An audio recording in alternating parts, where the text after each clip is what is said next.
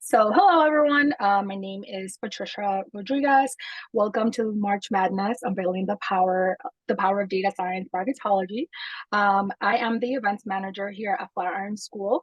I oversee all of our virtual and in-person events with a focus on finding authentic opportunities to grow our community through intentional programming with like-minded organizations and institutions. We're so happy to have you join us today for this wonderful event. I want to give you guys a quick reminder that we will be using the chat as the main source of communication. So please make sure that you set that blue button at the bottom from host and panelists to everyone so that we can all chat together. We will have some time at the end for a Q&A. So if you have any questions, please feel free to drop them and we will have some time at the end to go through them.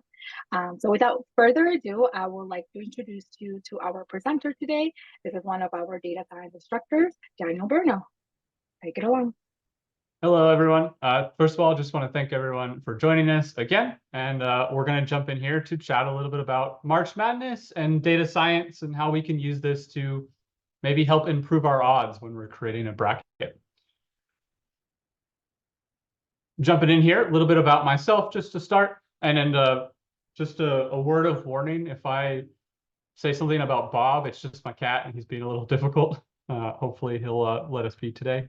But I'm a data scientist, conservationist. I'm an educator. I'm a big sports fan.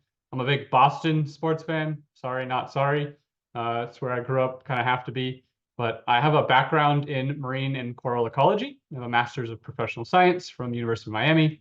I have a huge passion for teaching, whether it's data science, whether it's scuba diving.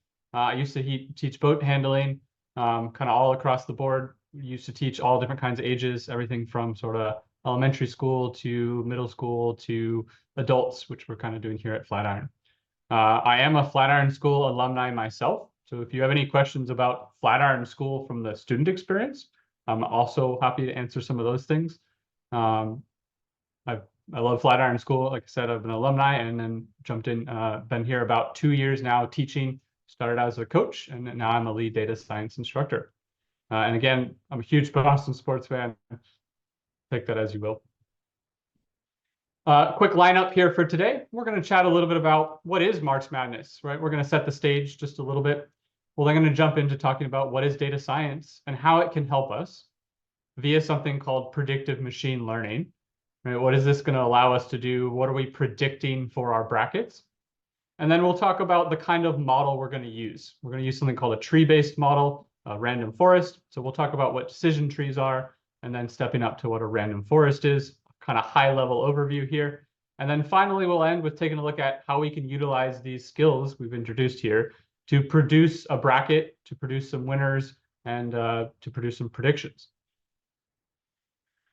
So jumping in here, let's chat about March Madness. It is the NCAA basketball tournament. There is both men's and women's tournament. It's a tournament to crown the season champion every year except 2020. I think y'all can know why, COVID, unfortunately, but runs every year in March, hence March Madness. And it's an insane amount of games played over about 3-week period, 67 single elimination games. And again, there is a men and women's tournament. We're going to be focusing here, at least for simplicity's sake, on the men's predictions. You really want to create a model for both, right? Predictions for both, because they are different. And so today we're going to focus on the men's side. A total of 68 teams from across the country play in each one of these tournaments, hence the 67 single elimination games. These teams are based on sort of overall season performance, rankings, seed numbers, surveys based on coaches and other things. There's a round called the first four. This is sort of round 0.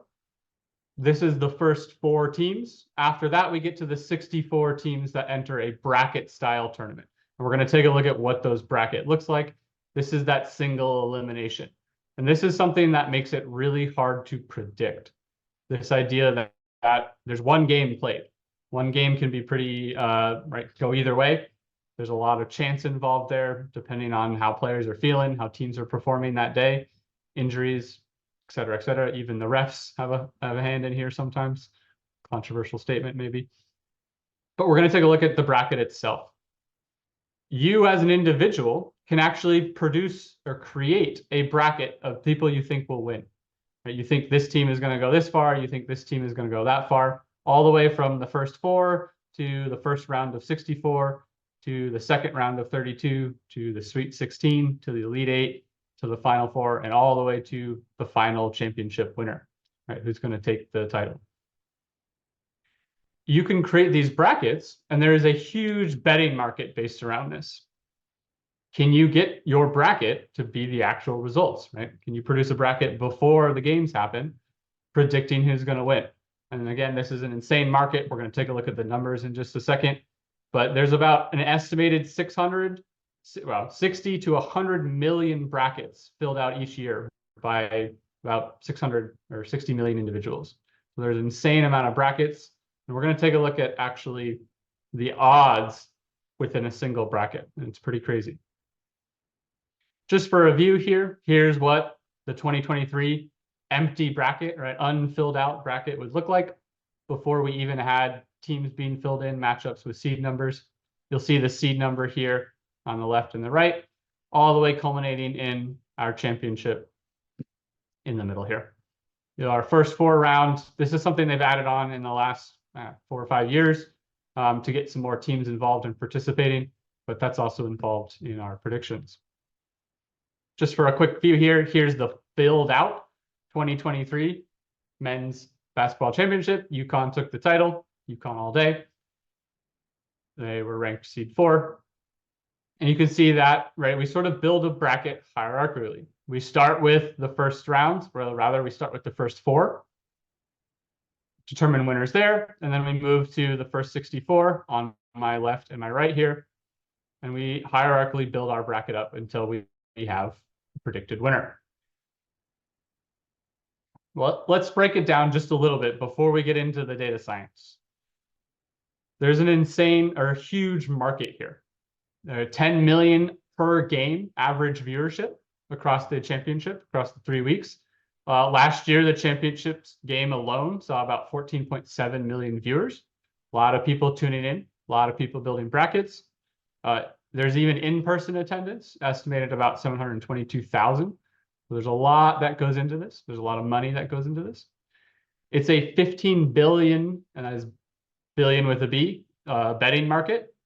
An estimated 68 million people created and participated in brackets last year, totaling again over $15 billion on the line. A lot of money. If you got a winning bracket, you have a big chance to come out on top. And then if we think about the tournament itself, these 67 if we include the first 4, 63 if we just include starting from the first round, there's a lot of games being played. Each game has 2 outcomes, totaling 9.2 quintillion possible brackets or possible outcomes. This is 9 billion billions, a really hard number to think about. I like the 9 billion billions, puts it kind of into perspective. We think about $1 billion is a lot. Well, quintillions even more. This is an insane odds, right? There's never been a perfect bracket in the history of this tournament. No one has ever produced or predicted a perfect bracket. I believe 2019, the closest anyone got was the first 49 games were correct. And that is incredibly impressive. It beat out the 2017 record of, I think, like 37 games. So getting a little bit better here. People are improving maybe at these predictions using things like data science, but still no one's ever produced a perfect bracket. And they don't really expect people to. It'd be pretty crazy. A lot of money there if you can have a perfect bracket. So we're going to talk about how can we improve these odds, right? 9.2 quintillion possible brackets. How do we form our bracket? And this is where data science can come into play and really help us. So we're going to jump in and just do a high-level overview about what is data science. Some of the common pillars, I like to call them the 4 pillars of data science, some of the nice skills involved and how this plays into what we're going to jump into. Nice quote from IBM. The data science combines math and statistics, specialized programming, advanced analytics, artificial intelligence, and machine learning with subject matter expertise in order to uncover actionable insights hidden in an organization's data. And Harvard Business Review's got it as the sexiest job of the 21st century. It is one of the rapidly or most rapidly expanding fields in tech. Pretty much any industry can utilize data science. It can help them figure out better products, better marketing, better customer service, better recommendation systems. It can help a business determine the direction they should go in, right, as a business, something called business analytics, business intelligence. But it can also help individuals to produce betting brackets, right, whether it's for March Madness or whether you're a big, you visit DraftKings all the time and you're betting on individual games, right, across all sports. Data science can help there as well. And again, just highlight, it's one of the sexiest jobs of the 21st century. Don't know how I feel about that, but. And we're going to talk here of our 4 pillars. Got a couple different views of it, but we have some domain knowledge. This is our subject matter expertise. We also need some math and statistics. These are linear algebra, calculus, running hypothesis testing. We need some programming. We need some computer science. We need some tools that allow us to do this much more efficiently. Enter things like Python and coding languages. And then finally, the big pillar that a lot of people sometimes miss or don't think much about is the communication side of it and the visualization side of it. We, as data scientists, need to have storytelling skills. We need to have good data visualization skills so that we can convey our results and convey our recommendations and convey our analysis to the appropriate parties, whether it's our boss or the stakeholder or a COO or investors, whether it's ourselves and we're trying to bet on March Madness. And so communication is a huge, huge pillar here as well. Just a little high overview, right? We have our math and statistics. This is the building block for data analysis and data science. Everything from pattern and trend analysis all the way to predictive modeling, which we're going to jump into here in the next section. It's going to help us interpret our data in a meaningful manner and provide actionable insights. In order to do this, we utilize programming, right? In order to help us improve efficiencies, this involves things like Python, coding languages, SQL, even things like visualization tools, Tableau and BI, a little bit less code, but still programming. And then also machine learning. This is the big part of what we're going to call predictive machine learning or predictive modeling. Can we give data to an algorithm, essentially a computer function, and have it learn from those patterns in the data based on some things we tell it to? And then can we have it spit out predictions or forecasts? We're going to try and predict a bracket, and we'll talk about how we might go about doing that in just a little bit. There's a couple ways we can think about it. Talked about the subject matter expertise, otherwise known as domain knowledge. This is really important, right? You have domain knowledge pertaining to a specific industry or business, or even a specific organization and how they function. In this case, right, we have some domain knowledge about the tournament itself. It's a single elimination. There's 67 games. We know how many outcomes. We know what goes into it. There's my cat saying hello. There we go. Thank you, Bob. Data is often incredibly specific, and having germane knowledge on a topic can be really crucial to predicting and modeling that well. And then again, finally, communication. I love talking about it. It's one of the big things I emphasize when teaching data science here at Flatiron. But can we convey those results so someone else can understand it, someone else can utilize it, and can we do this in a manner that is engaging and intellectual? Going to go through these really quick. Not going to bore you all, but some technical skills with math, right? Everything from calculus, everyone's favorite. Definitely not mine, but we've got to have it. To things like linear algebra, probabilities, combinatorics. If you think about card counting, combinations and something called permutations, right? That plays a lot into card counting at Vegas, all the way to things like hypothesis testing. Can we say one thing is different than another? Right? Can I say this mean is higher than this other mean? Well, we can prove that with a hypothesis test. There's lots of them out there. If you're familiar at all with statistical testing, things like ANOVA, t-tests, students t-test, there's a lot of them. We've got programming skills. Some of our languages, Python and SQL, R, MATLAB, SAS. This involves the machine learning and the artificial intelligence side of data science. Can we feed data to a computer algorithm, and can we have it learn from that data? The really sort of the basics of artificial intelligence. And then your subject matter expertise, everything from creating custom metrics based on the business need to a cost analysis. What happens if our model is wrong? Our model can be wrong in a couple different ways, right? Does that affect the business? Is there a cost there? Can we evaluate our model in that specific context, right? How is this going to work for the business? Is it going to make them money? Is it going to lose them money? Where do we go from there? This can lead to things called actionable recommendations.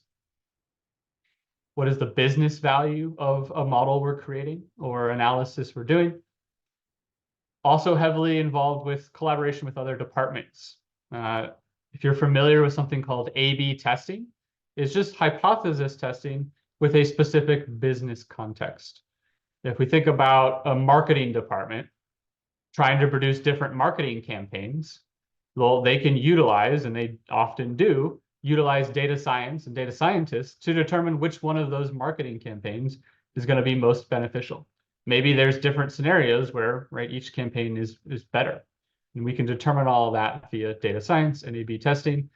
Famous example here is actually Obama's campaign. There's a great blog post out there about it, but they did a lot of A/B testing on the website itself, when which kind of website, which kind of buttons led to the most donations, and attributed quite a lot of donations to, I believe, his 2016 campaign based on using data science. And then finally, our communication, public speaking, visualizations, dashboarding, things like Tableau and Power BI. These are all tools at our disposal. And then storytelling. So how do we go about making predictions with data science? Well, we do this via machine learning. So we're going to jump in and talk about what is machine learning. It is a facet of artificial intelligence that utilizes computer science algorithms in order to allow AI to learn from and understand patterns in our data. We're feeding data, our features, our information, into an algorithm, which we're going to call models, and having it try to learn from that and spit out predictions for us. There's a lot of different machine learning algorithms, right? We're going to focus in a second here on something called decision trees or tree-based models. But for today, I want to discuss two types of machine learning: supervised learning and unsupervised learning, whether we have labeled data or non-labeled data. And I'm going to highlight that in a second, what I mean by that. There's also another third common one called reinforcement learning. You can think of this as trying to mimic the sort of the human trial and error learning process. Not something we're going to get into today, but a reward and punishment system. Right? If the model does something that gets it closer to the goal, we're going to reward it. And if it does something that doesn't, we're going to punish it. So if you've heard before reinforcement learning, or if you see three main types, that'd be the one we're not really going to highlight today. Some common uses are regression, predicting a continuous variable.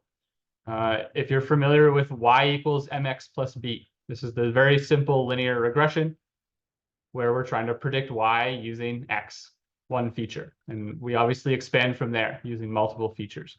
That's probably the most famous example of machine learning modeling, is a linear regression, a trend analysis, a line. We also have classification. Can we predict a categorical variable? Can I predict the species of an animal? Can I predict the sex of an animal based on features? Can I predict, what group a customer is going to fall into? Can I predict whether someone's going to default on a loan? Can I predict whether someone's going to survive in a medical context, or whether someone has a prevalent, or rather someone's at risk for a disease, at risk for heart attack?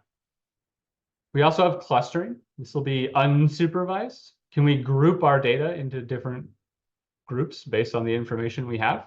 A lot of different uses there. We have natural language processing. This is using text as data, everything from tweets to scientific articles to Reddit comments to Amazon reviews. This is sort of the building block of generative AI and things like ChatGPT and chatbots and spell checking and spam filtering. Really hot topics nowadays, but they're all based upon using text as data, natural language processing. And then we also get into object detection and what's called computer vision, right? Using images as data.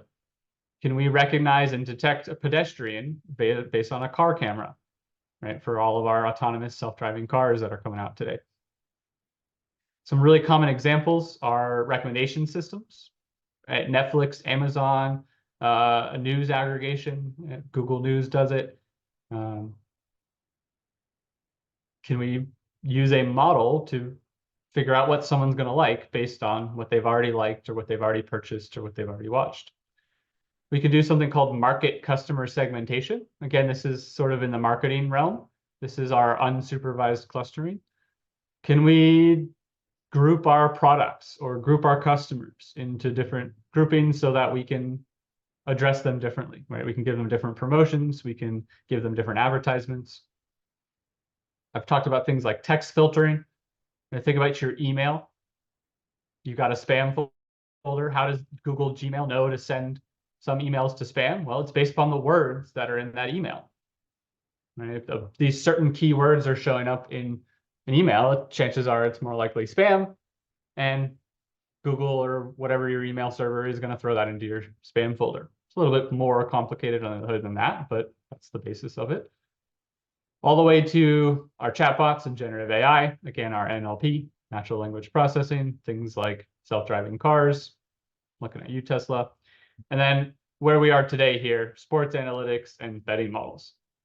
From a team side, as an organization, as a basketball team, an NBA basketball team, can I determine which college players we should go after in the draft? Right, who's going to perform well? To an individual, right, betting on fantasy points for a football game. How many, touchdowns do I think Tom Brady is going to throw in 4 games?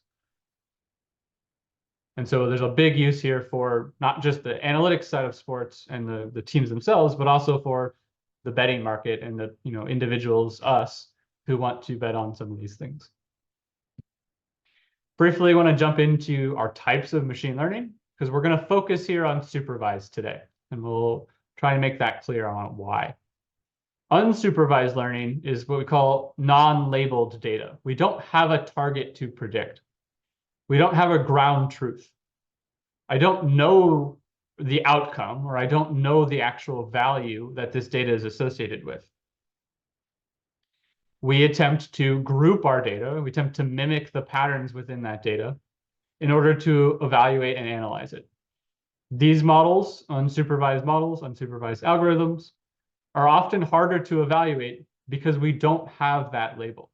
We don't have that ground truth. We've got to think about it a little bit more subjectively and in the context of a business.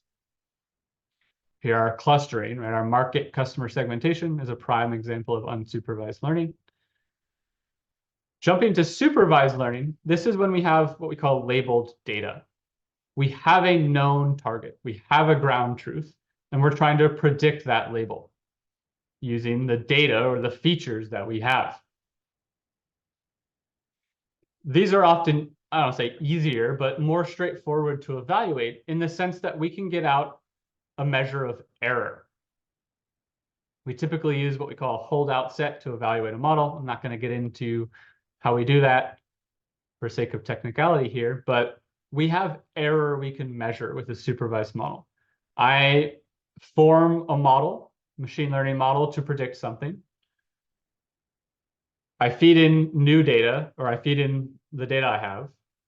We get out a prediction, and we can compare what our model predicts to the ground truth value that we have. We can compare the difference, known as our error. And this looks a little different based on the kind of machine learning we're doing, the kind of modeling we're doing. But the big key thing here is we can measure that error. We can measure that difference to see how well our model is performing. These are our predictive machine learning models. So we're focusing here today on supervised machine learning. Within that, we have 2 big sort of subfields. regression and classification. Again, our regression is predicting a continuous numeric variable. This is a simple linear regression here. Again, my y equals mx plus b. I'm trying to predict the sale price of a house using the square footage or the grade living area, which is what our feature is called. It's not a perfect prediction, but we can get a pretty good line here. Now, this is going to get more complicated, right, and harder to visualize the more features we have. Again, this is why it's simple linear regression. We just have one. We're going to use multiple features typically in order to draw a hyperplane line in order to predict our target. For classification, again, we have a categorical target. We have classes. And this is a non-continuous numeric target, something like, in this case, penguin species. Can we use our features? Here we've got bill length and bill depth in millimeters to try and predict which species of penguin this is. And we can see we have pretty clear separation between our gentooth chinstrap and Adelie penguins. Coming back here for a second, I want to talk about our problem itself, the March Madness problem. We're going to get into this a little bit more in the next section, but we have a choice. We have options on what we want to try and predict in order to create a bracket. And we can do a regression or we can do a classification. I could think about this as a problem of predicting the outcome of each game, win or loss, or which team won, right? Team one or team two. That would be a classification, right? That's our sort of binary class, won or lost. We can make it 0 or 1, right? We can make it true, false. We can make it won, loss. We can have the team name, but that's a classification problem. And we would predict the outcome of every single game as we get the winners and we move up in advancement in our bracket. That's pretty typical for March Madness predictions, pretty typical for kind of any kind of sports prediction, right? Sports betting, can you predict who's going to win the game? If you're predicting an underdog is going to win, there's potential to make a lot of money there, over under. But we can also think about it as a regression. And we're going to do this today instead. I want to take a slightly different novel approach to how we might be able to produce a bracket. Well, what continuous target here am I trying to predict for March Madness? Again, there's some options, but we're going to focus on, can I predict how far each team is going to make it in the tournament? How many games the team is going to win? The team is predicted to win the most amount of games, right, is going to be our finals winner, our champion team. We can compare, team one and its predicted wins to team two and its predicted wins, and whichever one's highest is going to advance in our bracket, advance in our tournament. So we can do a regression problem here where we're predicting the number of games a team is going to win throughout the tournament, right? How far they're going to make it in the tournament. And we can use that to build our bracket instead of our classification. So we're going to talk a bit about that approach to March Madness here. Just quickly gloss over this, but machine learning itself, right, within data science, this is just the machine learning aspect of data science, is a rapidly growing field. I've already mentioned it for data science, but an insane sort of exponential growth here is expected over the next 5-10 years. Almost 25% CAGR is pretty crazy. If you get to returns like that on any kind of investment, looking at you, NVIDIA, right, you'd be pretty much set for life. CAGR is compound annual growth rate. So expect a huge amount of growth here in machine learning industry itself in the next few years. A great time to get into data science and machine learning. So let's talk about what algorithms we're actually going to use for our bracket predictions. And they're going to be tree-based algorithms, tree-based models. And we're going to talk about why that is. Very common field or subset of models. We've got a base decision tree. That's where we start. And I'll talk about the nuances here in the next couple of slides. But some key things to highlight are that decision trees or tree-based algorithms are nonlinear. They don't need a linear relationship within our data like linear regression does to form a model or predict. They can pick up on nonlinear patterns. Given the difficulty in our predictive task here, think about all those different possible outcomes of a bracket, right? Our 9.2 quintillion. We want to make sure we're capturing as many of the patterns as we have. We definitely don't have a truly linear pattern here. It also makes them robust to things like outlier data points, extreme data, without having to really remove them. These extreme data points might be relevant to our situation, right? They might tell us about upsets. They might tell us about weird, wonky things that have gone on during previous tournaments. We want our model to try and pick up on that. Decision trees are also highly interpretable. We can view the actual tree, and we're going to take a look at a few in a second as examples. We can view the decision paths that are being made. When we jump to something like a random forest, which is where we're going to end up today, it gets a little harder to interpret each tree. A random forest is a whole bunch of decision trees. But we do have things like feature importance from all tree-based models, and these can really help us tell what data is the most important for our predictions. What data is leading sort of or influence our predictions the most. And that can inform us or give us insight about our features in the process itself. So we'll talk about decision trees. We'll then talk briefly about random forest, and I'll just mention extra trees and boosted kind of as a side caveat, but we're increasing complexity here as we go from a single tree to a forest to beyond. So taking a look here, we have a very simple decision tree, what we call a depth of one. We make one decision or one split. But the goal here is to create a model, a decision tree model, that predicts our target by learning very simple decision rules that it infers from our data. And they can be used for both classification and regression, which is really cool as well. Notice that we're splitting here. We've got our, let's say we have all of our data up here, all 1,300 samples. And our decision tree has made the choice. It has selected this feature here, AP Rank Final. This is the Associated Press rankings at the end of a season. They rank pretty much every week. I've included most of the weeks as features. We've got a final ranking, right, end of season. And if that ranking is less than or equal to our number here, we're going to move into one of two paths. Right? Again, this is very simple demonstration here. This is obviously not a complete model. We're not really, getting granular predictions here, but this would be our first split in a decision tree. We make this decision based on one of our features where they ranked less than 10.5 in the final Associated Press ranking. Well, we can expand upon that and we can split again and again, right? This tree is going to grow and build itself by choosing the best values of our features at each node, right? What's going to produce the best split to separate my data into its appropriate target? You'll see our value here. This is just the average of all the data that ended up in here for our target. Again, our target is the number of games won.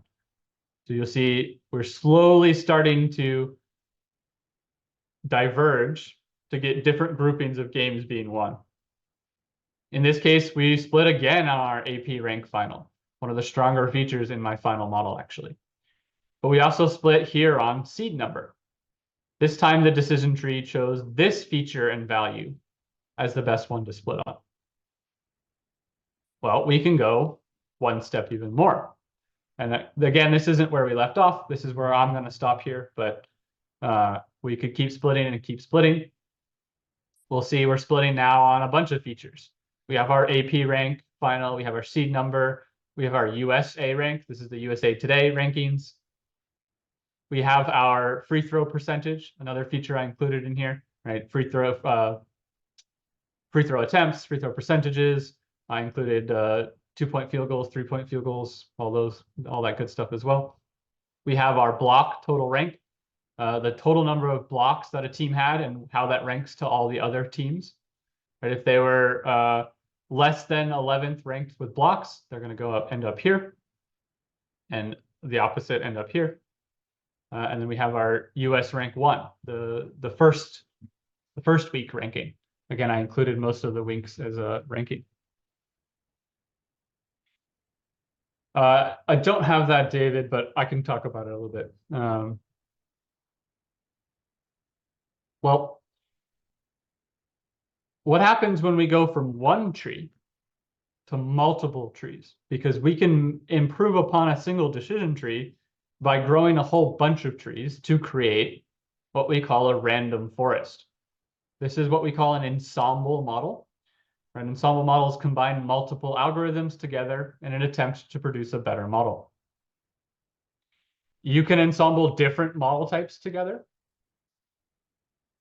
A decision tree, or sorry, a random forest is an ensemble of decision trees, to keep it pretty straightforward here. But the big key thing here is, and this is really key, is random. That we're introducing randomness in this. I like the quote, no two leaves in a forest are the same. This is true for nature, right? No two trees in a forest are the same either. And we want this to be true for our random forest. We want to grow different trees, right? A whole bunch of different trees, so that they're producing slightly different predictions. They're looking at slightly different features, and that they all come together as a forest to produce our final prediction, making them more robust than a single tree, right? Some trees might be off in one direction, other trees might be off in the other direction, and they're going to come together to even out. Well, how do we do this? And this is where the randomness comes in. We utilize what we call bagging, bootstrap aggregation. It's okay if you're not familiar with that. With replacement is really important, but we take multiple samples from our data, right? We repeatedly sample our data so that every tree we grow in our forest is seeing a slightly different section of our data, right? It's seeing slightly different information, seeing slightly different data points. And we do this repeated and repeated for 10 trees, 20 trees, 30 trees, 40 trees, and beyond. My final random forest model has 70 trees in it. The second level of randomness is our feature selection. Within each tree, right? Think back to our tree trying to decide how to split. It's looking at our features and trying to decide where to split on. Well, we introduce a random set of features at each split. That tree isn't going to look at all the features our data has. It's only going to look at a subset of it. And we do this at random across all of the nodes, all of our decision trees throughout our forest. And this is what gets us, right, different trees within the forest. Every tree is different. And this leads to a lot of robustness from a single tree to a random forest. Moving beyond that, we have something called extra trees, where we actually have 3 levels of randomness. It actually chooses random values of our random features to split at. I'm not going to get too into the weeds there, but just introducing more randomness in the hope that that might actually produce a better model. The idea is we might be able to generalize better with that model if it's seeing a bunch of different data. And then beyond that, we get into something called boosting, which I'm not going to talk about here, but the basics of boosting is, can I create a pretty weak decision tree, a weak learner? Again, we start with a base decision tree. Can I see where that decision tree is going wrong, right? Where it's not doing well, the specific data points that it's not predicting very well. Our error comes into play here again, right? The ones that are the most wrong. I don't like saying that, but it's accurate. And it's going to focus on those data points more in the next tree, the next time it's training and learning. So it's this iterative process of trying to pick up on where we're going wrong the last time, and can we improve upon that the next time? And we do that and do that and do that and do that for a whole bunch of trees. So still an ensemble model, but going about this process differently. Just a quick view here of a random forest. We've got 1, 2 decision trees, and then n decision trees, right? Again, I think I mentioned my final random forest has about 70 trees in it. So I can't quite visualize that for you guys, but all these decision trees, right, we're feeding a data point into it, and it's spitting out a prediction, result 1, result 2, result n, and then we are either voting for classification or averaging those predictions for regression into our final prediction that our model is producing for us. In this case, we're doing a regression. We have a decision or a random forest regressor, so we're going to be averaging. Well, let's talk about the actual March Madness model itself. Again, recall that we're here doing a regression. We want to try and predict the number of games won for each team. How far are they going to make it in a tournament? We could do a classification where we predict the outcome of each game, win or loss. That is very common. If you're interested in something like that, there are some great blog posts. There's a presentation from last year from Flatiron that jumped into some boosting, doing just that, trying to predict the outcome of each game. So highly recommend watching that one if you're interested on that side of it. But here we're going to try our regression. And we're going to take a look at what we need to make predictions. I know someone had a question about data. I don't have a tabular view of the data. It wouldn't fit on a slide, but I can certainly talk about that in our question and answer session. But we took some data mostly from Kaggle. Kaggle runs this competition every year. It's a great data source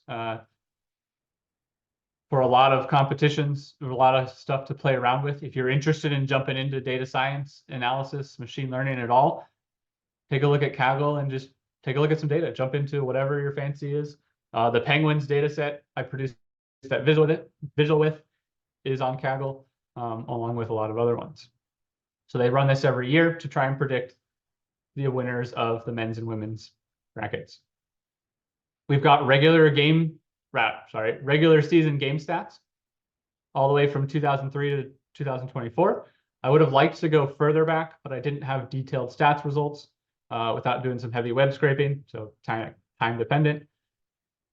We have our previous tournament results, right? How many games did each team win? This is our target based on things like their regular season stats, right? Their total free throws, their mean free throw attempts, their average, right? Their rankings, along with some other stuff. Seed numbers for our tournament. This plays pretty heavily into our prediction. Ranking scores. This is things like our Associated Press and our USA Today ranking. There are lots more out there. I have a lot to add, but I just started with those two because they're the two most common rankings, all the way to things like coaching and league information. Can you quantify how much experience a coach has in the playoffs? That might have a huge effect on your model. This is where feature engineering comes into play. One of the most important things about data science. I'll talk a second about it in our next slide. But what do we need for our actual predictions? Again, we've got a regression model here, trying to predict the number of game ones. We're going to compare our predictions for each game, right, within our bracket. And I'll show you an example of this. And then produce our bracket based on, right, how far we think each one of those teams is going to go. Well, we need our regular season data from this year. We've already got that. We need the seeds and matchups, and these just came out yesterday. So scrambling to get them into the model, but I've got them here. These are, right, the sort of starting seeds for this year's tournament, because that was one of the features I included in the model. And then we need to know the matchups so we can build our bracket. If you're familiar with Selection Sunday, it was yesterday. It's a whole deal. People make a whole party about it. Not sure why, but in terms of feature engineering, a couple really nice quotes I like here. More data beats clever algorithms, but better data beats more data. The better your data, the more predictive your data is, the more relevant it is to the topic, the more correlated it is, something we didn't talk about today, the better it's going to be for modeling. The better your predictions are going to be, right? The less error they're going to have. This is from Peter Norvig. He is a professor at Stanford, a huge player in the game of machine learning and AI, artificial intelligence. And then also coming up with features is difficult, time consuming, requires expert knowledge. There's our subject matter expertise again. And applied machine learning is basically feature engineering. Can we use data analysis and some of our unsupervised tools and some of our visualization tools to understand which features are going to be the most important and the most predictive? Co-founder of Google Brain, among lots of others, also I believe now an adjunct professor at Stanford, but was one of the first developers of their AI lab as well. Here's our model predictions. Again, we're predicting the number of wins. So this year, I'm predicting that Arizona is going to take the championship. And I'll talk just a second here, wrapping up quickly. We'll take a look at the bracket itself and how I will develop that based on this. I mean, I don't have a team that's predicted to win 6 out of 6. That would be the 6 games to get to the championship. But I have my highest winning team here, Arizona. So that's going to be my championship predictor. And then all of my other teams, this is just the first 10, I believe. Counting is hard. 11. Just want to highlight that this is an iterative process. I'm still working on this model. I'd like to work on it for next year as well. But what we notice here, and big thing I notice, is I'm not predicting in the higher range of my predicted wins. We didn't have a lot of 6 out of 6s in our data set. I had 20 the last 20 years. There are some techniques that I'm not going to get into here for technicality that I can try to use to address that I am experimenting with, but we're not predicting those crazy high winners. And if you also notice, if you've got familiarity with the bracket itself this year, these are our high seeds. Most of these teams are within, the 3 or 4 seed, 1, 2, 3, 4 seeds. That's a pretty good indicator of predictiveness for March Madness, but it's not always. What my model is going to fail to do in this case is predict upsets. This is why I want to try and get things like coach information and player experience, right? How many tournaments has a coach been in? Because that can mean a lot. How many tournaments has the players been in? And kind of averaged up across the team. In order to try and predict those upsets. Those are the hardest things to predict, and those can mess up any bracket. In terms of building the bracket, all we do is, this is the East part 1, and I have East part 2 in the next slide. I'm only showing you just the East one. But we have our predicted wins for each team. UConn versus Stetson, Florida Atlantic versus Northwestern, and so forth. And we have our winner, whoever's got the most predicted wins, advance to the next round. So UConn versus Florida Atlantic now. UConn moving up to UConn versus Auburn. And then UConn would move to face Iowa State in my bracket. Same deal, right? I've got that predicted score and the winner advancing as we move through the bracket. Again, I'm just showing you the two, make it nice and visual here. Right? East is really one side that comes together. In this case, we'd have UConn coming out on top. Well, how do we measure success? How well did the bracket do? There's a lot of bracket challenges out there, everything from DraftKings to I think all the news agencies use their own NBA. NBA allows you, not NBA, NCAA allows you to submit a bracket there. USA has bracket competitions. A lot of friends produce their own bracket leagues, kind of like fantasy sports. I do this every year with my good friends. This is the betting market, right? This is that $15 billion that are up for grabs. There's also machine learning competitions. There's some money here, but more about bragging rights. These are typically evaluated based on our model error, right? That difference between true and prediction I was talking about. So we won't know any of this until the tournaments happen and until we have an actual winner, but we compare the true actual values versus our predicted ones. How far off is the model? Utilizing some kind of metric. This depends on whether it's regression or classification. In this case, we are regression. We're going to utilize something called root mean squared error. This is our squared error. This is what we split on for our decision trees in our random forest. And is a measure of, on average, how far off is our model. My model is currently sitting about a root mean squared error of 1. Meaning, on average, my number of games predicted are off by 1. 1 out of 6 is okay. Again, I'd still like to improve this model. Always can always improve. And then finally, you could perform back testing. Right, I could take 2023 bracket that I know the ground truths for, right? We know the results, it's already happened. And I can try to evaluate my model based on that season, right? Based on last year's season. The caution here is I can't show my data, or sorry, I can't show my model the 2023 results and data. I can't train it on that. Otherwise, I have data leakage and my model is going to be seemingly better than it is.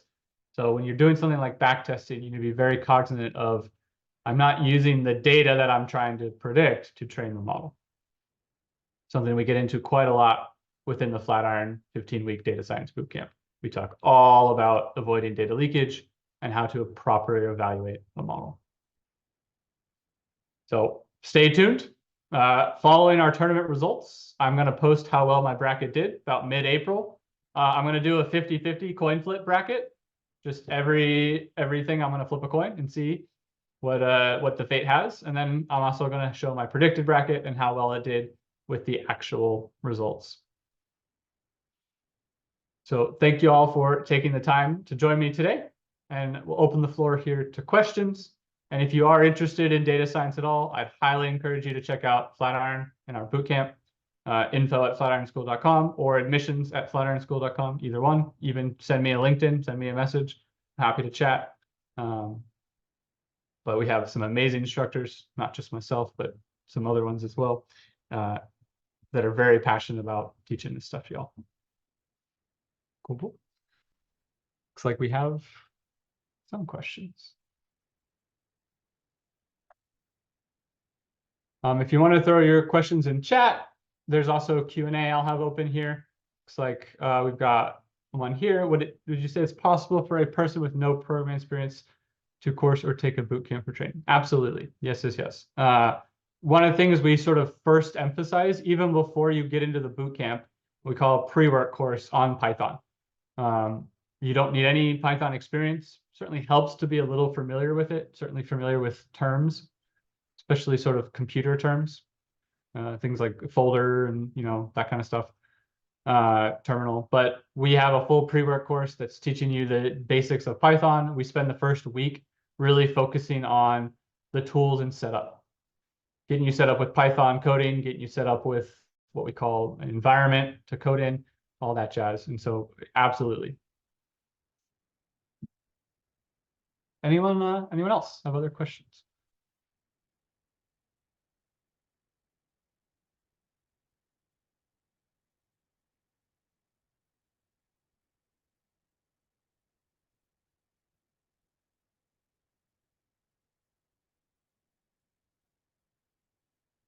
Specific next steps. Yeah, that's a great one. First thing I want to do is get that coach experience in that I was talking about. I think I have a way to do it. I've been looking at what some other people were doing, but I really want to get in the team coach and their previous NCAA experience. The other thing that I really want to focus on is, I think I mentioned it, but I don't have a lot of winners, right? I've only got 20 years. I can try and go back and get some advanced statistics beyond 2003.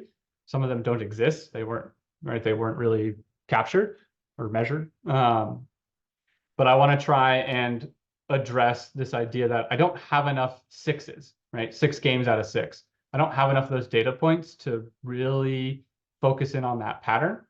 This is where something like a boosted model could really help. So also increasing the model complexity. But before I do that, I want to jump to trying to do some more feature engineering, specifically around that coach experience. If I can get player experience, that's going to be a little harder, but I think I can do it. And then also, there's some interesting things you can do with creating synthetic data, sort of oversampling, undersampling, to see if I can get more 20 data points or 6 out of 6 data points.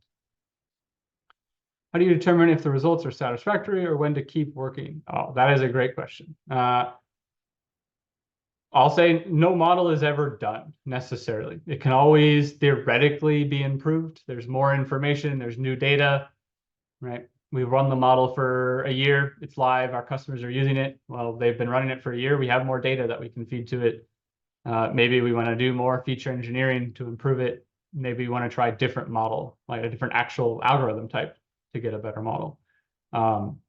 In terms of how do we know if we have a good model, within machine learning and particularly supervised learning, we utilize what's called train test splits. We utilize something called cross-validation. There's a bunch of ways to do this, a validation set. But the idea is we train our model on our training data. Right? We have our data we're training on, and we have our target that we're trying to predict, and we're matching those together. And our model's trying to learn to predict that target. But we keep some of our data from our training set. We keep it as a holdout test set, we call it. And this is what represents unseen data.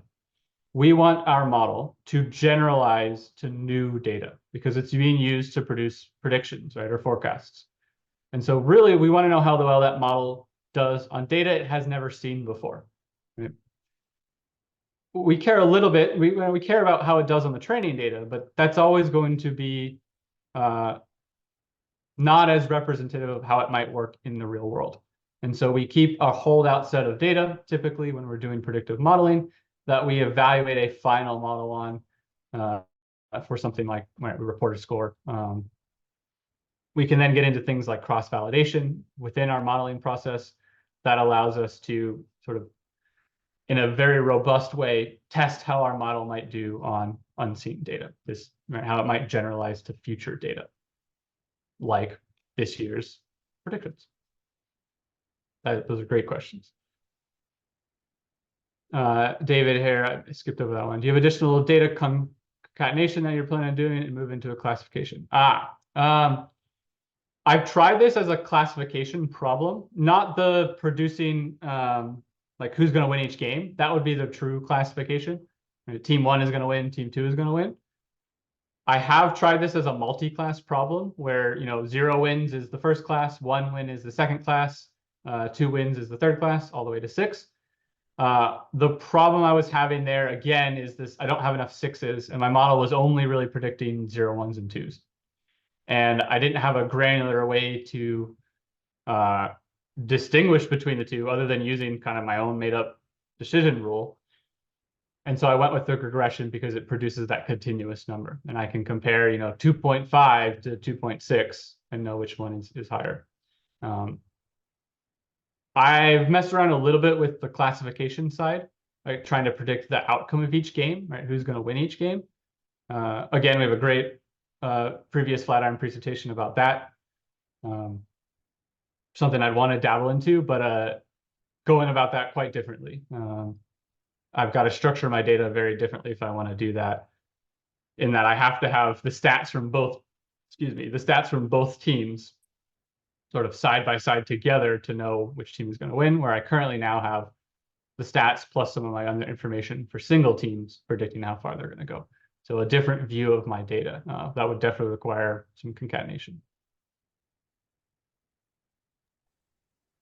Well, that will be the end of the Q&A. Again, thank you so much for joining us for this event. I have just dropped in the chat a link.